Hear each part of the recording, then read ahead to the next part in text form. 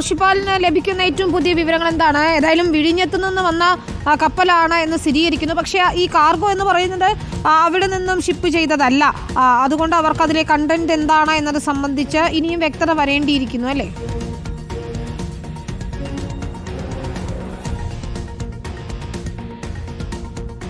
റോഷിപ്പാൽ കപ്പലിൽ നിന്നും ചില കണ്ടെയ്നറുകൾ പുറത്തേക്ക് ഇറക്കുകയും സ്വാഭാവികമായി പറയാം, തുടരൂ റോഷിപ്പാൽ, കേൾക്കാം.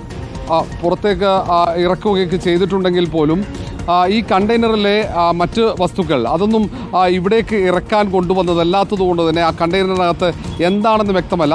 ഊഹം മാത്രമാണ് വിഴിഞ്ഞം പോർട്ടിൽ നിന്ന്. പക്ഷേ ഒന്ന് വിഴിഞ്ഞത്ത് നിന്നും കയറ്റിയതോ വിഴിഞ്ഞത്തെ കൊണ്ടുവന്ന ഈ പറഞ്ഞ കണ്ടെയ്നറുകളിലൊന്നും മറ്റ് അപകടകരമായ വസ്തുക്കൾ ഉണ്ടായിരുന്നില്ല എന്നതാണ് വിഴിഞ്ഞം പോർട്ട് അധികൃതർ വിശദീകരിക്കുന്നത്. ഏതായാലും വിഴിഞ്ഞത്ത് ഇപ്പോൾ അവിടെ സാധാരണ ഇത്തരം അപകടങ്ങൾ നടക്കുമ്പോഴുള്ള ഒരു അലർട്ട്, അങ്ങനെയുള്ള ഒരു മുന്നറിയിപ്പ് അവിടെ വിഴിഞ്ഞം തുറമുഖത്ത് നൽകിയിട്ടുണ്ട്.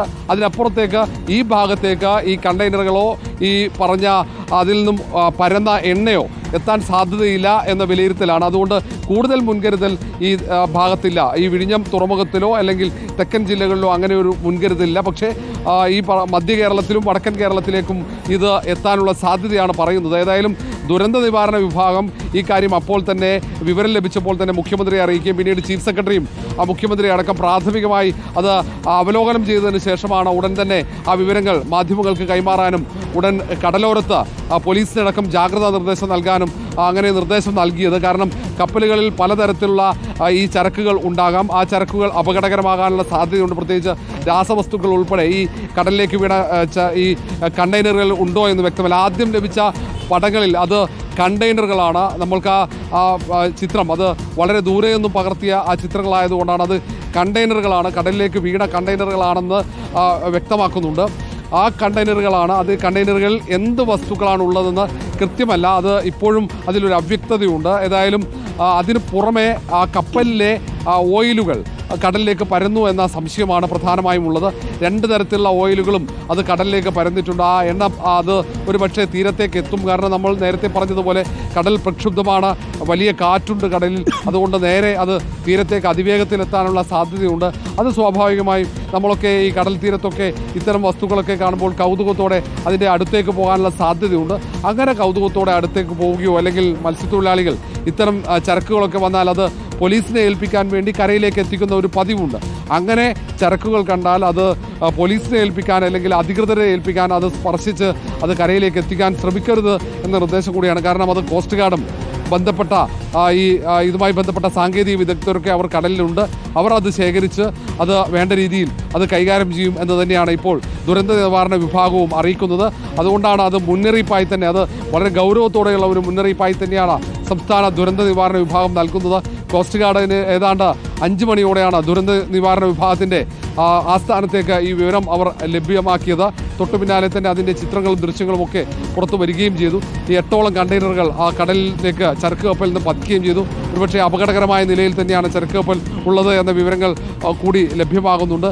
അത് പൂർണ്ണമായും പഴയ നിലയിലേക്ക് എത്തിക്കാൻ കഴിയുമോ എന്ന് വ്യക്തമല്ല. അതുകൊണ്ടാണ് നേരത്തെ ഡിഫൻസിലെ വക്താക്കൾ ഉൾപ്പെടെ ഇത് എത്രയും പെട്ടെന്ന് അതിലെ ജീവനക്കാരെ പുറത്തേക്ക് എത്തിക്കുക എന്ന ശ്രമം. കാരണം ഇപ്പോഴും കടൽ പ്രക്ഷുബ്ധമാണ്. ഒരുപക്ഷെ കപ്പൽ പൂർണ്ണമായും കടലിലേക്ക് താഴ്ന്നു പോകാനുള്ള സാധ്യതയൊക്കെയുണ്ട്. അതുകൊണ്ട് അതിൽ നിന്നും ഈ ചരക്കുകളൊക്കെ കണ്ടെയ്നറുകളൊക്കെ പുറത്തേക്ക് വരാനും ഒരുപക്ഷെ കണ്ടെയ്നറിനകത്തുള്ള ഈ ചരക്കുകളൊക്കെ പുറത്തേക്ക് വരാനുള്ള സാധ്യതയൊക്കെ കാണുന്നുണ്ട്. അതുകൊണ്ടാണ് അത് മുന്നറിയിപ്പായി നൽകുന്നത്. ഏതെങ്കിലും തരത്തിൽ തീരത്തേക്ക് രാത്രിയൊക്കെ വരാനുള്ള അല്ലെങ്കിൽ രാവിലെയൊക്കെ വരാനുള്ള സാധ്യതയുണ്ട്. ആ വിവരം ലഭ്യമാകുമ്പോൾ കാണുമ്പോൾ 112 എന്ന നമ്പർ 112 എന്ന ആ നമ്പറിലേക്ക് വിളിച്ച് ഇങ്ങനെ ഒരു കണ്ടെയ്നർ അല്ലെങ്കിൽ ഒരു വസ്തു, അജ്ഞാത വസ്തു കടൽ തീരത്തുണ്ട് അല്ലെങ്കിൽ കടലിൽ കാണുന്നുണ്ട് എന്ന് അറിയിച്ചു കഴിഞ്ഞാൽ അത് ബന്ധപ്പെട്ട സാങ്കേതിക വിദഗ്ധരും ഉദ്യോഗസ്ഥരുമൊക്കെ എത്തി അത് ശേഖരിച്ച് അവർ അത് മാറ്റിക്കൊള്ളും.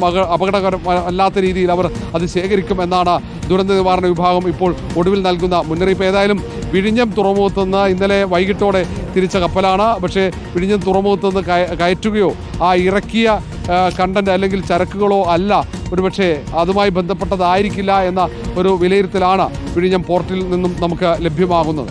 ശരി, അതാണ് ഏറ്റവും പുതിയ അപ്ഡേറ്റുകൾ. ബിഗ് അലേർട്ടാണ് കേരള തീരത്ത്, വടക്കൻ തീരത്തും മധ്യ കേരളത്തിലെ തീരത്തും ജാഗ്രതാ നിർദ്ദേശമുണ്ട്. കാരണം കൊച്ചിയിൽ നിന്ന് 70 കിലോമീറ്റർ അകലെ 38 നോട്ടിക്കൽ മൈൽ അകലെയാണ് ഇത്തരത്തിൽ ചരക്ക് കപ്പൽ അപകടത്തിൽപ്പെട്ടത് എന്ന് സ്ഥിരീകരിക്കുകയാണ്. കപ്പലിൽ 400-ലധികം കണ്ടെയ്നറുകൾ ഉണ്ടെന്ന് നാവികസേന വക്താവ് തന്നെ അറിയിക്കുന്നു. MSC എൽസ 3 എന്ന സ്വിസ് കപ്പൽ ഇപ്പോൾ ലൈബീരിയൻ ഫ്ലാഗുമായി സർവീസ് നടത്തുന്ന ചരക്ക് കപ്പലാണ് അപകടത്തിൽപ്പെട്ടത്. ഇത് വിഴിഞ്ഞത്ത് നിന്ന് കൊച്ചിയിലേക്ക് വന്നതാണ്. ഏറ്റവും പുതിയ അപ്ഡേറ്റ് റോഷിപാൽ നൽകുന്നതിനനുസരിച്ച് ഇത് വിഴിഞ്ഞത്ത് നിന്ന് കയറ്റിയ കാർഗോയല്ല, മറ്റിടത്തു നിന്ന് വിഴിഞ്ഞത്തെത്തി അവിടെ നിന്നും കൊച്ചിയിലേക്ക് പുറപ്പെട്ട ഇന്നലെ വൈകിട്ട് പുറപ്പെട്ട കാർഗോയാണ്. ഇന്ന് പുലർച്ചെ ആണ് ഇത് കൊച്ചി തീരത്ത് എത്തേണ്ടിയത്. പക്ഷേ രൂക്ഷമായ കടൽക്ഷോഭം ഉൾപ്പെടെ ഉണ്ടായിരുന്നു. അതിനിടയിൽ അപകടത്തിൽപ്പെട്ടതാണ് എന്ന് തന്നെയാണ് നിഗമനം. ഇതിൽ നിന്നുള്ള ഇന്ധനമായിരിക്കാം ചോർന്ന് കടലിലേക്ക് ഒഴുകിയിരിക്കുന്നത് എന്നുകൂടി മനസ്സിലാക്കുന്നു. എന്നാൽ ഈ കണ്ടെയ്നറുകളുടെ ഉള്ളിൽ എന്താണ് എന്നത് സംബന്ധിച്ച് ഇനിയും വ്യക്തത വരേണ്ടിയിരിക്കുന്നു. നാവികസേന വക്താവ് പറഞ്ഞതും അതുൽ പിള്ള പറഞ്ഞതും അത് തന്നെയാണ്. അതിൽ രാസവസ്തുക്കൾ ഉൾപ്പെടെ ഉണ്ടാകാം. അതുകൊണ്ട് തന്നെയാണ് ജാഗ്രത പാലിക്കണം എന്ന മുന്നറിയിപ്പ് നൽകുന്നത്. പ്രത്യേകിച്ച് തീരമേഖലയിലുള്ളവർ ഇതിൽ നിന്ന് എന്തെങ്കിലും വസ്തുക്കൾ ശ്രദ്ധയിൽപ്പെട്ടാൽ തീരത്തടിയുകയോ ചെയ്താൽ അത് സ്പർശിക്കരുത്. അത് കൃത്യമായി തന്നെ 112 എന്ന നമ്പറിൽ അറിയിക്കുകയോ പോലീസിനെ അലേർട്ട് ചെയ്യുകയോ വേണം എന്നാണ് ഏറ്റവും പ്രധാനപ്പെട്ട കാര്യം. പ്രത്യേകിച്ച് കുട്ടികൾ ഉൾപ്പെടെ തീരപ്രദേശത്തുള്ളവർ ഉൾപ്പെടെ ജാഗ്രത പാലിക്കണം. മത്സ്യത്തൊഴിലാളികൾ ജാഗ്രത പാലിക്കണം എന്നതാണ്. ദൃശ്യങ്ങൾ ആദ്യം റിപ്പോർട്ടിൽ പ്രേക്ഷകർക്ക് കാണുകയും ചെയ്യാം. ഈ കപ്പലാണ് അപകടത്തിൽ പെട്ടിരിക്കുന്നത്. MSC